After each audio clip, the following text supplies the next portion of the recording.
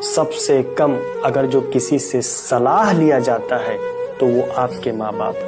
ये आपकी सबसे बड़ी गलती है। सबसे कम अगर जो किसी से बात किया जाता है तो वो अपने माँ बाप हैं।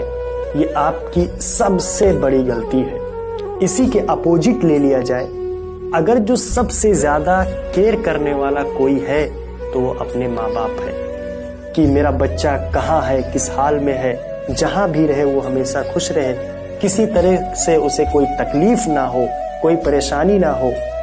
फोन कौन दिलाता है? माँ बाप। लेकिन सबसे कम अगर जो फोन पे किसी से बात किया जाता है तो वो अपने ही माँ बाप है। अब माँ का कॉल आ जाए, हाँ माँ बिजी हूँ, मीटिंग में हूँ। उसी जगह पर अगर जो किसी गर्लफ्रेंड या बॉयफ्रेंड का कॉल आ जाए, हाँ बेबी, हाँ माय लव, पता नहीं कि कब वो छोड़ के जाएगा या जाएगी।